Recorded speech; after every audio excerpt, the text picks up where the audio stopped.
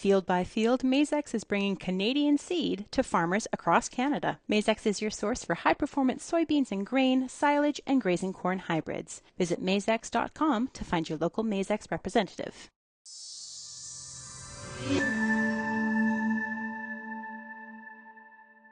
We're going to dig into some concerning news relative to trade.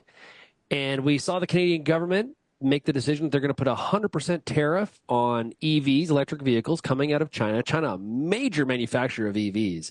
Maybe not necessarily the market penetration yet in Canada, but globally a very significant player. Here to talk about some of the agricultural implications of that is Michael Harvey. He's executive director of CAFTA. Michael, it's great to have you back on the program. Thanks for inviting me, Sean. Okay, let's talk here about this decision. We heard the Conservative Party also talking about this as well. So this seems to be a bit of a common thread of policy. Is this necessarily a rules-based approach to trade from the Conservatives or the Liberals? I'd say what CAFTA members, Canada's agri-food exporters, are concerned about a move away from rules-based trade. And that's not just a Canadian thing. If you look, the biggest economies in the world, your United States, your China, your European Union, are making some moves away from rules-based trade and have been over the last few years. And that's bringing along more mid-sized economies like Canada. So I'd say we've got a general concern about the direction that this conversation is going. Were you at all caught off guard or surprised by this, or has this been a long time coming based on what you've been hearing in Ottawa? No, it wasn't surprising. I mean, we have some concerns, but it wasn't surprising at all. The United States has gone down this path. The European Union has gone down a similar path.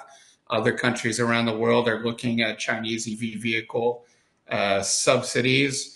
As you said, the Conservative Party came out with a statement along these lines very recently. So no, not surprising. You could always wonder when exactly something will happen, but this has been the direction the puck has been going, as Wayne Gretzky would have said. Yeah, a lot of times when we have an application of tariffs, we think about retaliation. And, Canada's been on both sides of this equation. Can we expect retaliation from China on this matter, in your opinion?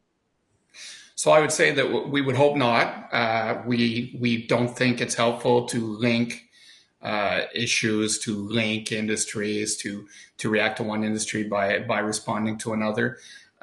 We think that there are ways for Canada to try to manage the issue that can help reduce the risk of that. One of the biggest ones is to work multilaterally with partners. And as I said, the U.S. has done something similar. The EU has done something on similar lines. There's a real opportunity for Canada to work with like-minded countries and to try to multilateralize this issue, to be able to discuss it not just as us, but as something that different economies are doing. And working multilaterally is kind of how we got into the application of these tariffs in the first place. Is it not? Is this not us appeasing the EU and more specifically the United States going along with the idea of trying to keep Chinese EVs out of the country?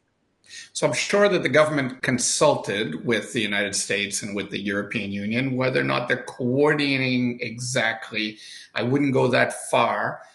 We haven't seen the countries saying that they're coordinating. We've had the countries making individual announcements.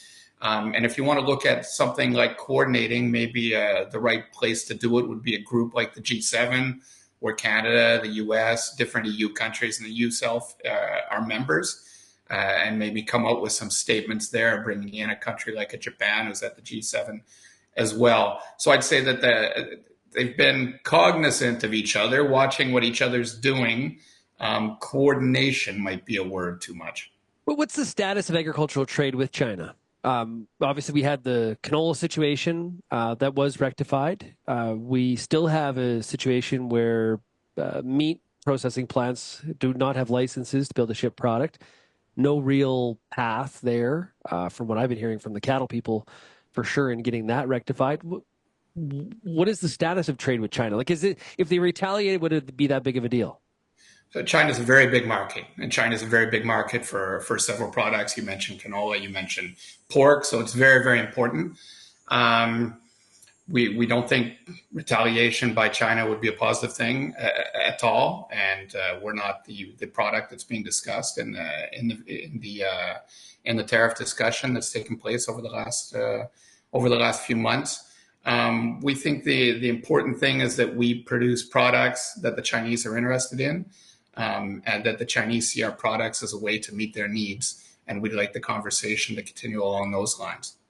This is the complicated issue with China, right? On one hand, people are concerned about products coming from China, and of course, more so in the U.S., national security. But I have seen a few political commentators in Canada using that phrase in the justification for these tariffs as well in Canada.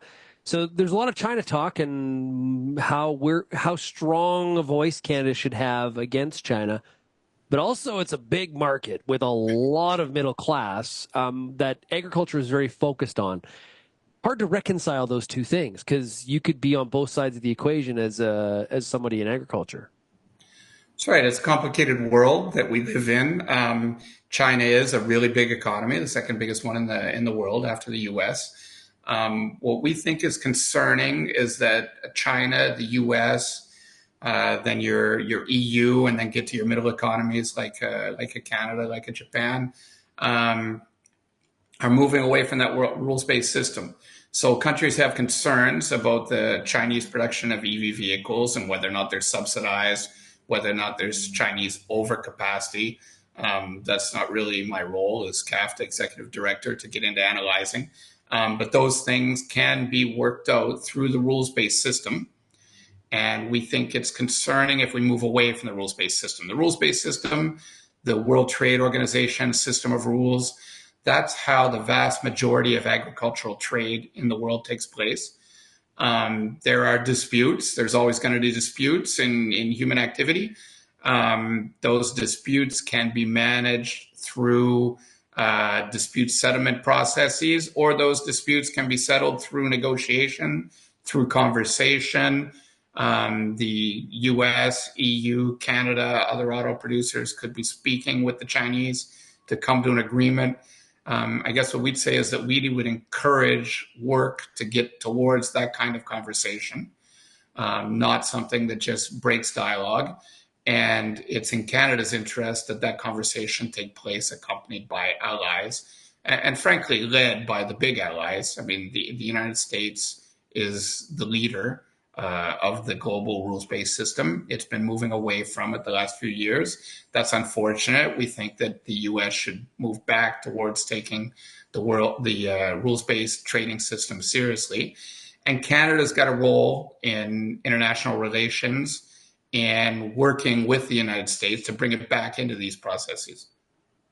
One of the frustrations or maybe scary things about trying to rectify trade issues with China is the lack of that rules, the rules for rectification or, fixing the situation. You use the beef example, atypical case of BSE in December of 2021.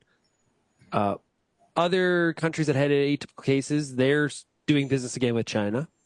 Other countries that were closed to Canada temporarily have reopened. The real issue here is still between Canada and China with no real, here's what you need to do, Canada, to fix this. We just sit here and wait. That's not exactly following the rules either. Also, what I'd say is there's different ways to manage a situation like this. It's obviously not a perfect system. One way to manage a situation like this is through direct dialogue with China. Another way to manage a situation like this is through multilateral dialogue with China in organizations like the World Trade Organization.